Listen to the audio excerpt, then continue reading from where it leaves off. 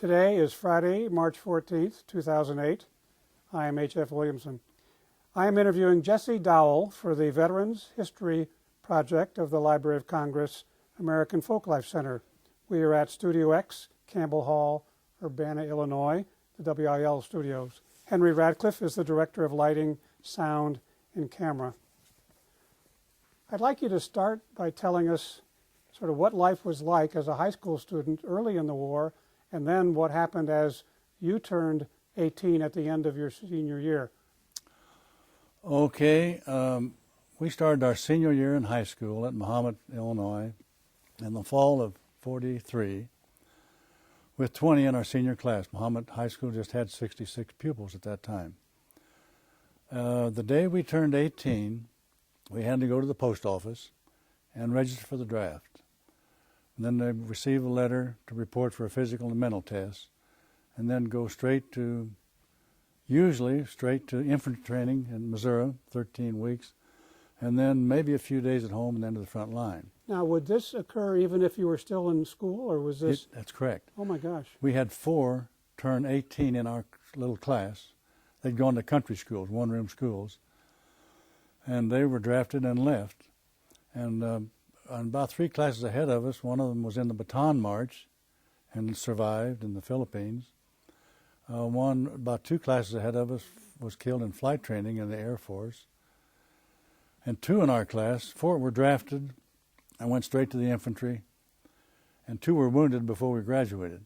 My gosh. So all the rest of us volunteered for the Navy, frankly, anything to avoid the infantry. Our principal had sent our senior paper, sent us to Champaign to go to all the recruiting stations and see what was available. And I wanted to be a fighter pilot, and all pilot training was closed by all the services. And I always wondered, how do you get nose gunners, tail gunners, etc.? And the Navy Air Corps told me, if you'll be a crew member, which I became as a bombardier, and fly a set of missions, then you go to pilot training. So that's exactly how they selected people for pilot training. Not civilians, just the military at that time. So after you had made this tour, you did decide to go to the Navy? I did. All the rest of us did, as I said. And when did that take place? Well, we all volunteered we could volunteer after our 17th birthday, but if we waited until our 18th birthday, you couldn't volunteer. You were automatically drafted. So we all volunteered just before we turned 18, and our parents had to sign the paper so we could do that. And But did you have a chance to finish high school? Oh yeah. Oh good. Oh yeah.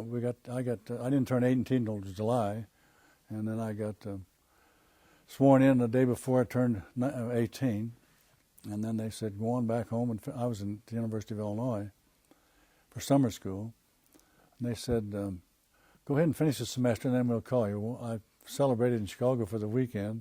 Monday morning I had a postcard, report for active duty, August the 8th. Oh. So I went to basic training, and then the Navy called it boot camp. Where was this? Jacksonville, Florida, Naval Air Station. And then we were given so-called placement tests to see would we be best at being a radioman on the airplane, or a mechanic, or ordnance. Ordnance is all explosives. Well, I found out that if you became an ordnanceman, and all of us that were qualified would get to go to aerial gunnery school, but if you were an ordnanceman and came in the top 22 out of 240, you'd get to go to bombardier school. So I took that option and lucked out and made it. And then finished 6 weeks of classified bombing training specifically for the invasion of Japan. Why was it? Was that why it was classified, or? It was classified primarily because we had a new bomb sight. Ahead of that was the Norden bomb sight, which was manual. We had a new radar bomb sight with 6 pieces of electronic gear hooked into looked like a television screen, and we could bomb for the first time ever at nighttime blind. And we were a new air group. I had two ensigns and 22 enlisted men as bombardiers. We were trained, as I said, specifically for the invasion, and practiced at 500 feet and 1,000 feet instead of 25,000 feet. Now, this is the invasion of, Japan. so we're now, is this the spring of 45 that we're talking about? It's late spring and early summer. Summer 45, just before the war So ended. you've been training for about 8 or 9 months. Almost a full year. Yes. Almost a full year. It took that long to really make sure you were ready. Yes, pilots were the same, navigators the same, bombardiers were the same. Yeah, it did. When did you start training as a crew? In July, in June and July of 45, at Corpus Christi Naval Air Station. And then we were going on the new big flying boat bombers, PBMs, 12-man crew, and we'd be flying 12-hour missions. And These were missions to do what sorts of things? to hunt for Japanese submarines and Japanese ships at nighttime, and we could find them with the radar easily. And we practiced at nighttime doing that in the Gulf of Mexico and Corpus Christi Bay. And we were going to be bombing. The commanding officer of the base came in. He hadn't given us our written orders yet, but he explained them. We'd be leaving about the next weekend or the one following, flying the older bombers to San Diego, then to Honolulu, then to Eniwetok, and then reporting for the invasion. So this is still July. Probably. Still July. Right. And at the last Saturday in Bombardier School, one of the bombardiers asked the commanding officer, why are we bombing at 500 feet or 1,000 feet? He said, that's a good question, young man. In the invasion of Europe, the longest day, they hadn't taken out all of the landmines and all the bunkers along the coastline of France, about 24 miles. It wasn't a mistake. They just didn't have the equipment or know better. We were going to start bombing at sundown before the invasion at 500 feet, and we had a new secret bomb. It would completely fill a bomb bay, about 12 feet long and 7 feet high, and it would knock out the bunkers. And with the radar, at 500 feet, we could almost pick out which side of the bunker we want to put the bomb in. Wow. And then in addition to that, all of the gunners in the nose, tails, both sides, were going to be strafing to knock out landmines. Thousands were killed in the longest day and wounded. That didn't need to be, but they didn't know any better at that time. Because of the landmines that couldn't be exploded by the Air Force. At 25,000 feet, it would be ineffective, but at 500 feet, it's totally effective. And that was our assignment. Now, I hope you're going to tell us, as the bombardier, where were you stationed in the plane, and were you also a gunner? I was both. I was in the nose. The nose was a plexiglass nose with a twin 50 caliber machine guns in it, and the bombardier station was underneath that.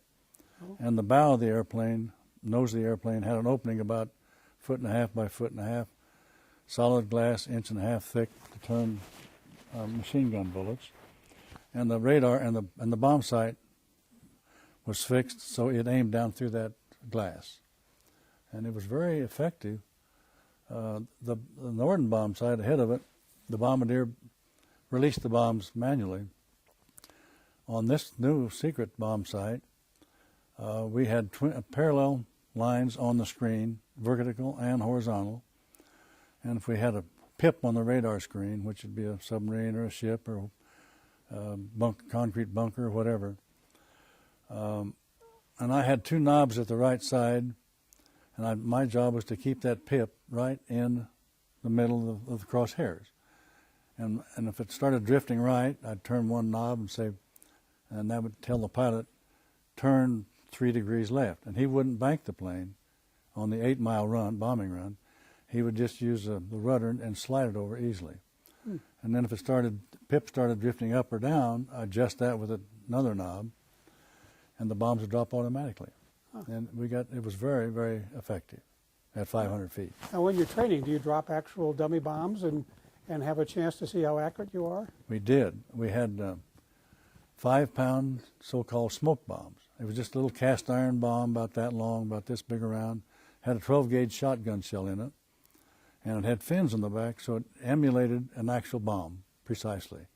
And then an instructor would stand right beside us, and we'd drop it, and when it hit, it'd blow out a puff of smoke, and the instructor would take a picture of it to see how you did. And we did that for 6 weeks, yeah. And we got very good at it. So maybe you could dig a little bit about what the other crew members are doing, because you have to train as a bombardier and as a gunner. I did. Does everybody else have a dual job in the plane, or? They did. That's right. We had 3 pilots, and they were Navy pilots at that time. I don't know about now. We're also all navigators, trained navigators. And the gunners, other the 9 enlisted men, were all gunners, and 3 of them were aviation machinists. They did mechanic work, repairing the plane. 3 of them were radio operators, and 3 of us were ordnance men. We worked at all the explosives, bombs, torpedoes, machine guns, etc. So we all had 2 duties, yeah. Did somebody have to arm the bombs when you were getting ready to drop them, or they were already set up? Well, we practiced with regular bombs, 100-pound, the dummy bombs, and practice. They had a fuse in the nose or the tail or the side, depending on what your target was. And you fasten the little propeller on the nose of the bomb. And there was a wire went through that propeller to keep them turning.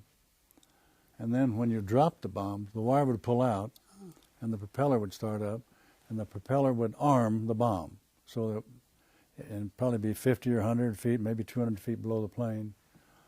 Then it was fully armed. And until then, it was safe to be in the plane. You could land, and they never did land with bombs in them, I understand. We didn't have that, but some of them came back from Europe, and they just dropped them in the English Channel, to get rid of them. Didn't want to land with them. So how many? You were, before I asked you for a little more explanation, you were all trained. It's July of '45. Yeah. You're ready. You're at Eniwetok. Is that where you said you were? Eniwetok was the name of it. Eniwetok. I'm sorry. That's all right. How many other planes were in your? 24 squadron? in our new air group. Okay. And probably be 2,000 Air Force planes on the invasion or more. But there was 24 in our air group, and they were training a group each week. So we may have had 200 or 300 that would have been bombing and strafing all night before the invasion. And with a new big bomb, take out the bunkers, and with machine guns in them and cannons. One strange thing, we were all volunteers, flying in the Navy and the Air Force. And we were told, if you decide you don't want to bomb, or don't want to be in the invasion, you can get up and walk out. But if you do, you're going to go straight to the front line in the infantry. So that kept us flying. And the last thing this commanding officer told us, as I said, he explained to us the things I just mentioned to you. Now I said, the last thing I'm going to tell you, it's also a secret, and you don't talk about it even to each other. If you do, you'll regret it. You're going to bomb, this air group is going to bomb from sundown until about 3 in the morning. And then you're going to fly back to Eniwetok, which is the closest island we had captured to Japan. They're going to put in large Monel tanks, big as a Bombay, and they're going to be filled with poison gases, mustard, phosgene. And one of the people, I don't remember which one, asked him and said, well, sir, isn't that against the rules of war? And I said, well, yes, it is. But if we're not going to use them, unless the Japanese start putting poison gases on our invading troops. The Japanese were so horrendously horrible treating prisoners, American prisoners, that they just didn't know what to expect for the invasion. And they said, and then somebody else said, well, sir, how are we going to keep them killing our own people? Well, young man, that's a very good question. We're going to leak the word, the invasion is going to be November 1st, 1945. Well, they know it's a lie, we know it's a lie, but we are going to do, and they'll guess this, exactly what Eisenhower did, General Eisenhower, for the invasion of Europe. They went in with a full moon, so the airplanes could see each other at nighttime. Also, he had them painted like zebras, black and white stripes. If it didn't have painting the zebra stripes, why shoot it down? So they're going to guess we're going in at full moon. They're going to guess we're going to go in at high tide. The first few invasions in the Pacific were at low tide, and a lot of people were killed that didn't need to be. So from then on, they went in at high tide. We don't think they'll guess this, and it won't make any difference if they do. We're going to go in when the wind is very strong from the ocean inland, which is almost every night. And then if they start putting poison gas on our people, you're going to go down and, as he said, kiss them back. And the gas will drift away from our people, not into them. And we couldn't talk about it until we saw it in the papers, and years later it was there. That we were prepared for that. So they actually had the bombs with the gas prepared if necessary. On Eniwetok Island. Oh, Yeah. gosh. Yeah. And the Air Force might have had 2,000. Did you have a feel for how wide the invasion beach was going to be? Well, that question was asked. We had heard the invasion of the beach in Europe was 24 miles long, right, approximately. And they thought this one would be about the same. And one of the bombardiers asked him, said, sir, where is the beach? He said, young man, you're not going to be told that until you're in the air. We don't want that leaking out. Did you ever find out where the beach would have been? I never did. A Marine friend of mine said they told the Marines where they were going in. South. Years later, are you now? I still don't know. I still really don't care, Right. It's just another beach. But they told us, this Marine friend of mine said, and he'd been in 7 invasions and survived. It was on the south end of the main island, that's what he said. That's as much as I know about it. So it's now August 1st, let's say, and you're getting ready to, well, if the invasion's November, you still have about 2 or 3 months of training to do or preparation, is that correct? That's correct. If it had taken place. They gave us, he met with us either the last weekend of July or first part of the first week of August. And we said, you're not going to fly tomorrow. This was on a Saturday. You'll not next weekend, but maybe the week following. Well, the next Tuesday, August the 6th of 45 at 8:30 in the morning, they dropped the first atomic bomb on Hiroshima. And it killed approximately 250,000 people. And we knew nothing about it until after it happened. They didn't surrender. So they dropped the second bomb on Friday, August the 9th. By the way, that was dropped at 8:30 in the morning intentionally on Tuesday. As war goes, they wanted to kill as many civilians and military as possible so they'd get the message. And it worked. After the second bomb on Nagasaki, by the way, the bombardier missed dead center, but he got hit the edge, so it killed 75,000 instead of 250,000. But the story was, we heard all kinds of stories. Their emperor, Hirohito, called Truman after the second bomb, and Truman had called a special meeting of all the generals and senior generals and admirals and religious leaders to Washington and told them about the atomic bomb. And he wanted to bomb Tokyo. He was in the last 4 battles of World War I and knew what war was all about. And the minister said, well, Mr. Truman, you can't do that. If you do, and this turned out to be true, you'll kill their senior religious leader, and then they'll all the civilians will want to get killed in war, so they go to their heaven immediately. And the rumor was that was wrong. So he turned to the minister and says, okay, you ministers select me a city. He didn't do that. He turned to the man heading up the Air Force, General Hap Arnold, and said, Hap, are there any cities in Japan that have no American prisoners in them? This turned out to be the true situation. And Hap said, well, Mr. President, you know and I know we have spies over there, and you know and I know they have spies over here. Let me go check with our spies, and I'll be right back. And he says, by the way, they move them around every week or month or whatever, but he came back and said, well, Hiroshima has no American prisoners in it. Nagasaki has none. And there's a city on the west coast that begins with a C. I never can remember it, but it had none. And then he says, "Well, which city you want bombed?" He said, and Mr. Truman said, "I don't care. You select it." So Hap Arnold made the selection, and that's how it happened. Now, were the Air Force bombers also on the island where you were, or were they flying out of other sites, like the ones that carried the bombs? No, they were flying off of a different island, and they were flying in B-29s, and I have several friends that were in 29s. I can't think of the name of the island right now, but it's right nearby. And they flew off of land, long runways, and we were flying off of water. Yeah.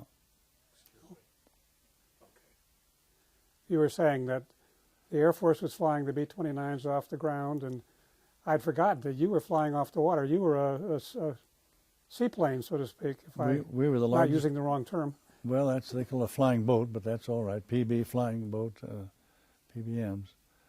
And it was a big bomber, almost as big as the 29, but not quite. 29 was the biggest bomber we had. Now, how long had these boats, flying boats, been in service? How long had they been? I think since the 1930s. Oh, so they had been available throughout the war. All throughout the war and before that. The one we flew in was a PBY, Catalina, and it's a real picturesque airplane. And if you've seen the movies of Pearl Harbor, you'll see one of them blown up and on fire. Has a real high wing, and that's so when they take off, the water doesn't get up in the engines. Has twin engines and a single tail, and back in the back of the PBY, there's two bubbles on each side, and there's a gunner in each bubble. And then our plane replaced that one. It has larger engines, could fly higher, fly faster, fly longer, and take up more bombs. Yeah. And so they were very valuable because they didn't have to have a land base. That's right. Could they land on land, or they could not? They did have that. We actually flew in. They call them amphibious. Yeah. They had wheels put on the side so they could land on land or water, right, whichever they wanted. On the PBY, I think some of the PBMs had them. I never did see one, but I heard they did. So, while we're on this topic, we'll come back to your experiences. But what were some of the other uses that they had been made for during the war, up until the time you were in the service? What other things were they doing? Oh, they were very versatile. They used them for all of the invasions. They'd fly off out of gun range, and if some of our Air Force pilots got shot down, then they would fly into fire and try to rescue the pilot that shot down. Senior President Bush was shot down in a torpedo bomber in one of the invasions. His assignment that day, and that's a small plane, just had a gunner right behind him and then one underneath him, and they dropped torpedoes, or they could carry regular bombs. He'd gone in to one of the islands to blow down the communications station, and got hit on the way out, and he went down. Unfortunately, both of his gunners drowned, but he got out somehow. And we sent a PBY at that time, in to go get him, and they got him and brought him back to the carrier. And I've seen the pictures of him getting on the carrier, walking around. So they could do air-sea rescue, they called it, and they did all kinds of things. Delivered mail, hauled. Did they do some of the submarine patrols off the Atlantic, off the coast of the United States as well, or? I guess they flew off the coast. They were all over the world, flying off of water, all over the world. Yeah. So coming back to July, August of 1945, so were you aware that the invasion was going to be as many weeks away as that, or was it? We were told that they didn't tell us a lot of things because they didn't want the word to leak out. But he did, as I said, told us this was in summer '45, and we were ready to leave. We were all done training. We were just getting organized to leave. And he said, as I mentioned, we're going to announce, we're going to let the word leak out the invasion is November the 1st. Right. But we don't know when it's going to be, and you're not going to be told. But Till you're given your orders. We don't want the word leaking out on anything. So you'll find out when you get in the sky. So after the second atom bomb was dropped on Nagasaki, what was happening on the island? I mean, how did the information get back to you, and What was the reaction? Oh, I don't know what. We hadn't left the state yet. We were in Corpus Christi. Oh, I'd forgotten that. And I know we partied all night long. Oh my! We're safe. So all the bars were open. Everything was wide open till sunrise, and we had a good time. Yeah. I was hoping to get to fly one mission and live through it, and then the war ended, but we didn't. And we knew nothing about the atomic bomb. I mean, that was totally secret. Yes. Totally secret. So, oh, I see. So they were giving you the plans. You were going to go to San Diego on the older planes and then to the island. Aha. I'm sorry, I missed the... Well, that's very interesting. Yeah, we were going to fly the older planes, 24 of them, to San Diego. Right. And the Navy air pilots, and I've seen several of those, they were going to fly new ones with bigger engines directly from the factory to San Diego. And then we were going to fly the new ones to Honolulu. And then they were going to fly the older ones. They didn't fly in combat, but they did a lot of work in the country. Fly the older ones back to Corpus Christi. And that was, we were ready to go. Yeah. So coming back, you've now recovered from the celebrations, and it's VJ Day. Right. What happens now? What do they do with the crews that they've trained so well? What did you do? We all did nothing. What do you do with a bombardier when there's nothing to bomb? And for some reason, they did select me to be on the public address system for the Naval Air Station at Corpus Christi. I don't know exactly why, but so I was on the PA system, public address system, from the time we quit flying until I received orders to go to Great Lakes. They were moving people out to some base closest to their home to be discharged. And they promised us we'd all be discharged within a year so we could start college the following year. Well, in September, this is maybe off the subject, but a hurricane approached Corpus Christi and from the Atlantic Ocean. And we were flying our new PB-4Y2s, that's the Navy version of the B-24s, into the eye of the thing, and they were tracking it. Then they were relaying the message back to the commanding officer of our base. And then he was sending me memos, and I was reading the memos to the personnel on the base. And it really was a total surprise to all of us. He said, it said that if the hurricane stays on its current path, the eye will hit us about midnight. This was the middle of the afternoon, and the winds were picking up a little bit. He said, everybody go eat, I think he said supper, and then they'll give you something for breakfast, and then you're going to go back and stay in your barracks. They're built to withstand hurricanes along the coastlines. And if the eye does hit us, it's going to be real quiet for 15 or 20 minutes, maybe 30 minutes. Then all of a sudden the wind will hit you coming from the opposite direction. And no one is allowed to go outside. There'll be power lines down, we'll lose the intercom, we'll lose telephones, we'll lose everything. And that's exactly what happened. Oh, it did hit. It did hit, and it hit about midnight, the eye did. And then he said we'll sound the siren when they all clear. At daybreak, we'll have personnel out getting the electric lines picked up, and then you can go to breakfast and go to lunch. But stay in the barracks until you hear the siren. Now, And we all lived through it.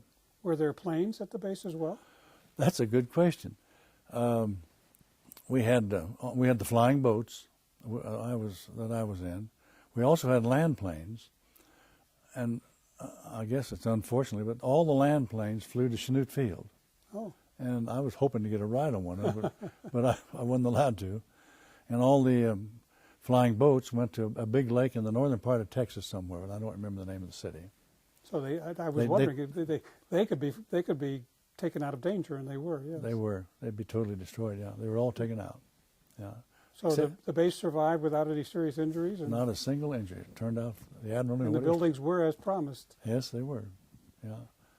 Had they been? Was the base one built for World War II, or was it a longer-lived base? Oh, I think it was mostly all new buildings for World War II. Yeah, probably replaced old buildings. Probably just as well it had. Yeah. They were very sturdy, and they withstood it. They were designed for that. The Admiral did a good job. Yeah. Now, as you were training, or were you also affiliated with some of the veterans who had gone through some of these combat missions and could give you some experiences? All of our instructors had been to combat, and so we believed them, you know, and like they told us a lot of the details. Special training on what to do if for example, if you're going to be flying at 25,000 feet on a different kind of a mission, and you get shot down, don't open your parachute till you're down to about 10,000 feet. If you open your chute at 25,000 and inhale, it'll freeze your lungs and you're done. Also, some of them had been shot down, a few of them, and put in prison and escaped. We had gone in and brought them out like they did the prisoners, some of them in the Philippines. And the Japanese were treating the flyers that were shot down terribly. All we had to give them was our name, our rank, and our serial number.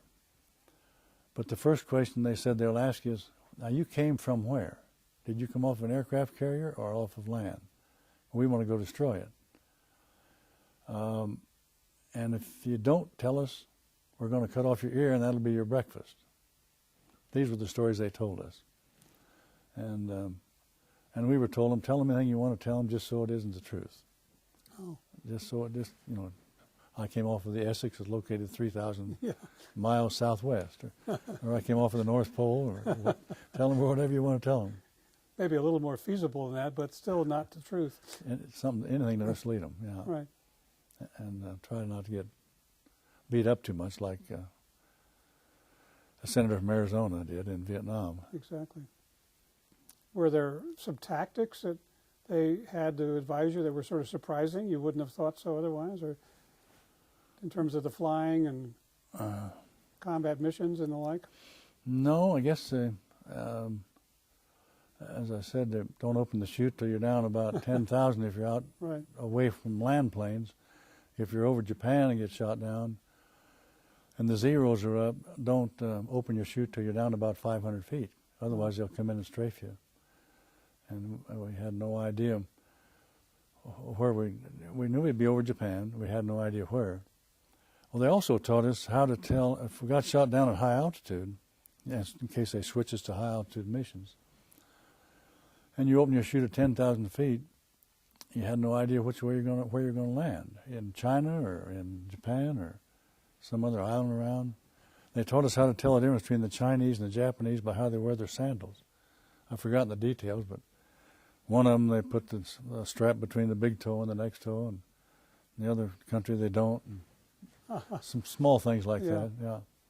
But we were well trained. We were ready for combat. So part of the training included the survivor, if you actually parachuted and landed, how to survive on your own. And it did. Yeah, we had extensive training in that. If you get shot down, you're in the water, and there's zeros in the air. Go down and stay down as long as you can, and then come up and get some air, and then go back down. And so you didn't inflate your life vest until after they went away, or? I never did have to inflate mine, but I was just thinking it'd be hard to go well, underwater. I guess what they said was, when you first hit the water, go down under, and then come up and look around and see if you see any planes in the sky. And if they don't, then open it. Right. And then if there That's are right. some, don't open it and go back down. That's what I was thinking would make sense. Right, exactly. And they taught us how, I don't know why they taught us this, but if there's oil up on top of you and it's on fire, how to make a hole and then get a breath of air and then keep swimming underneath it. And I don't know why they trained us that, because we weren't on board ships, but that was in part of our training. Yeah. Well, if you were attacking ships or Yeah. something like that, it might occur, I suppose. Uh-huh. So you couldn't hitch a ride to Rantoul to go to Chanute, so you're still in Florida. Yeah. And they guaranteed you to be out within a year. They How did. long did it actually take? It took a year to get all of us out, and I got out. They said we'll all be home by August the 20th, the following August 20th. I got out the 17th. I didn't get overseas, so I had about 0 points. I think I had, 12 points, one for each month, and that was it. Well, they sent me to Great Lakes, and to be near the nearest Navy base to be discharged. And there was an announcement on the bulletin board one day, we need three aviation ordnancemen to volunteer to go to the Bikini Atoll, where they tested the atomic bomb. Here I am touching my tie again.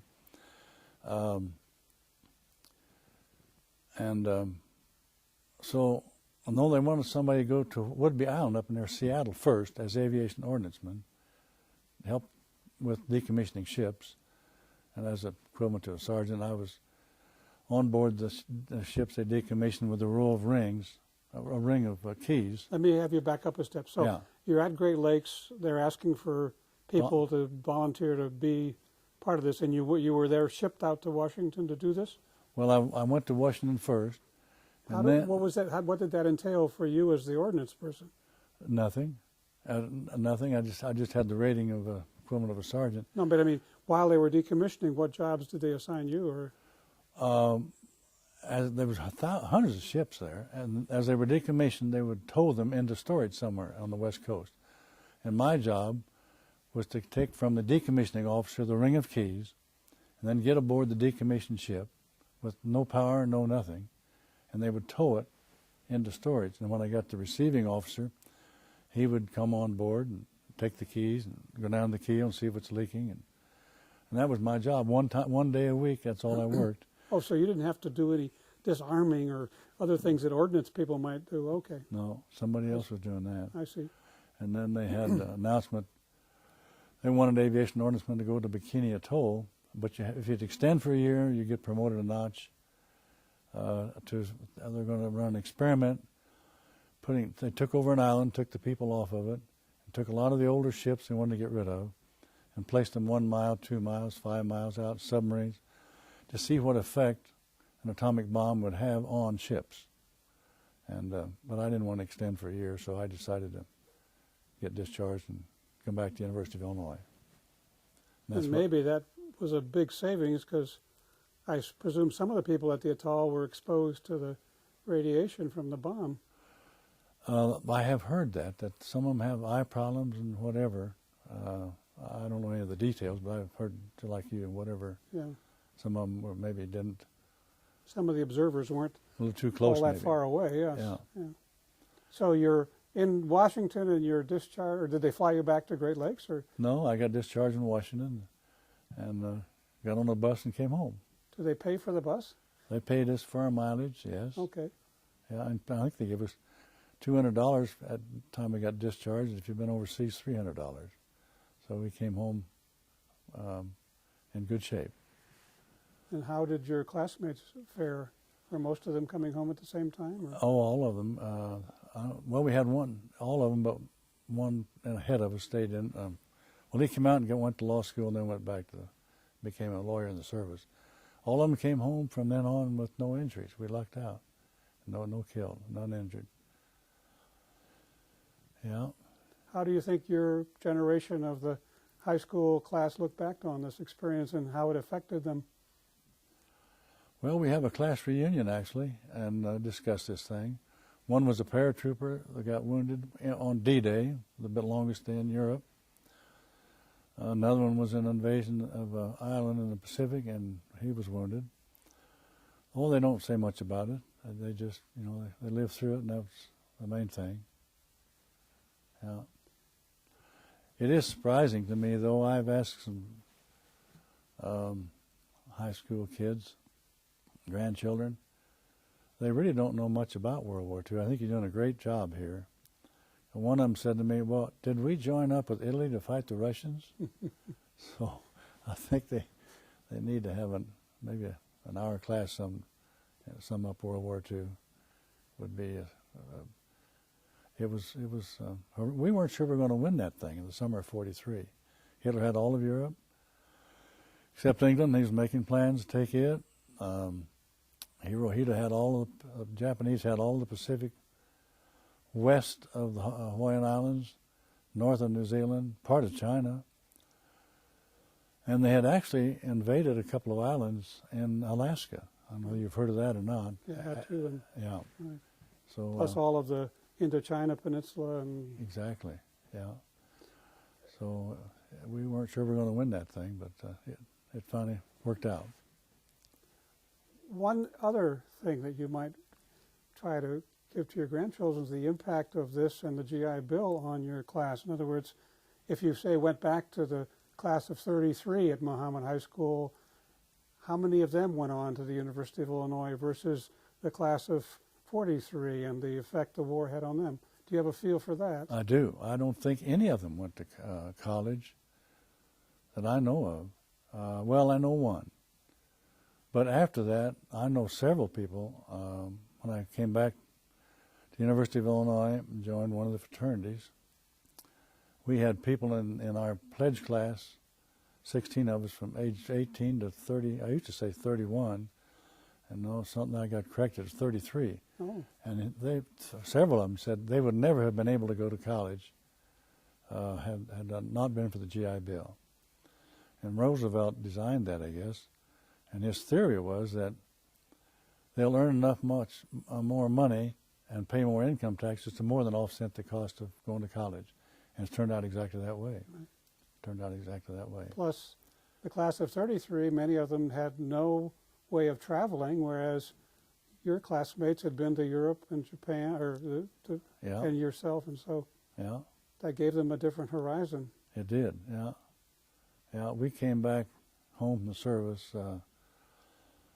loyal Americans. I've always thought, and I know it's financially probably impossible, but if you could send all of the boys that finish high school into the service for 6 weeks or 8 weeks and send them anywhere in the world, they'll come back home much more loyal citizens. There's no way they can avoid that. Even seeing England and Ireland, Scotland, Germany, and others. Yeah, it was a great experience, frankly. It was a wonderful experience. Do you have any other thoughts that you'd like to share with us as we conclude your interview? Well, not really. I think you're doing a wonderful thing, and I hope they can boil it down to, say, a 1-hour TV program or program in school, and somewhere in high school show them what World War II is about, and I think it'll make them appreciate what everybody's been in the service since this country started has done for them, and that's really not a good country, it's a great country.